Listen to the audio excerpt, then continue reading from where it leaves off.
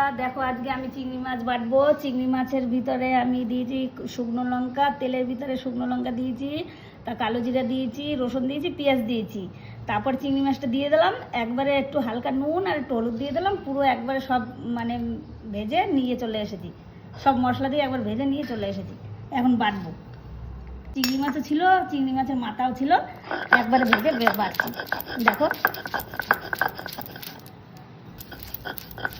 তবে এক বাটা দিয়ে ভাত খাওয়া হয়ে যাবে। এরকম ট্রাই করবে আমি যেরকম দেখালাম।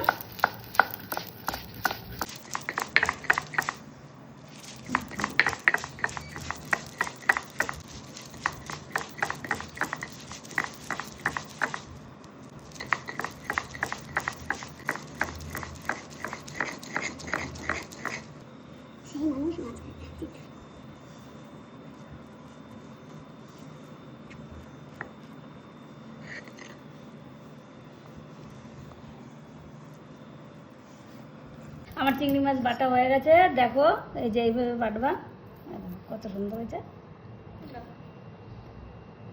ভালো লাগলে একটা লাইক দিও আর ভালো ভালো কমেন্ট লেখো।